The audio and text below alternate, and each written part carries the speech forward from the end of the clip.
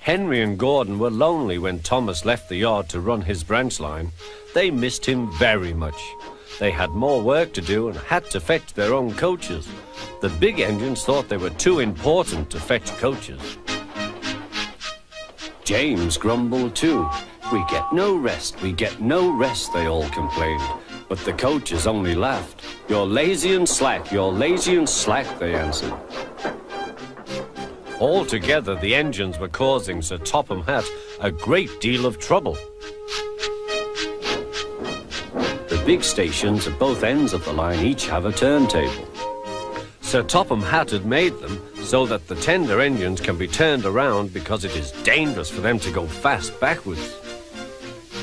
Little tank engines like Thomas don't need turntables. They can go just as well backwards as forwards. But to hear Gordon talk, you would have thought that Sir Topham Hatt had given him a tender just to show how important he was.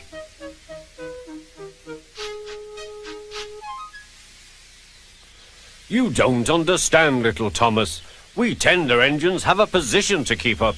It doesn't matter where you go, but we are important. And for Sir Topham Hatt to make us do shunting, fetch coaches, and go on some of those dirty sidings, it's not the proper thing." Thomas chuckled and went off with Annie and Clarabel. "Disgraceful," Gordon hissed as he ran backwards to the turntable. The turntable was in a windy place close to the sea, and if he was not on it just right, he put it out of balance and made it difficult to turn. Today, Gordon was in a bad temper, and the wind was blowing fiercely. His driver tried to make him stop in the right place, but Gordon wasn't trying. The fireman tried to turn the handle, but Gordon's weight and the strong wind prevented him. "It's no good," they said at last. "Your big tender upsets the balance. If you were a little tank engine, you'd be all right. Now you'll have to pull the next train backwards." "Look," called some boys, "there's a new tank engine."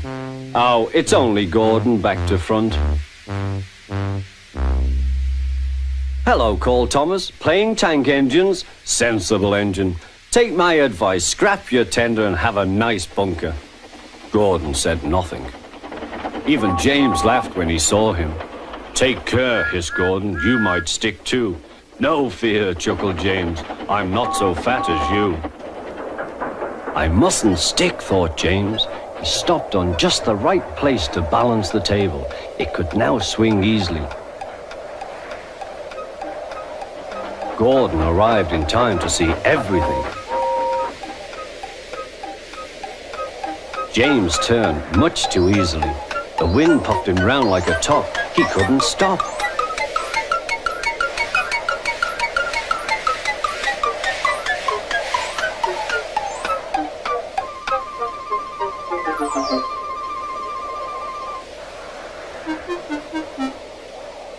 "Well, well," said Gordon, "are you playing roundabouts?" Poor James, feeling quite giddy, rolled off to the shed without a word.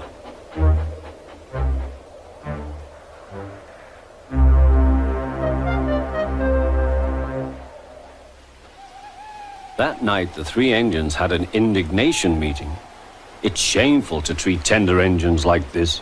Gordon has to go backwards and people think he's a tank engine. James spins round like a top and everyone laughs at us. And to add to that, Sir Topham Hatt makes us all shunt in dirty sidings. Blah!" "Listen," said Gordon. He whispered something to the others. "We'll do it tomorrow. Sir Topham Hatt will look silly." The engines had decided to go on strike.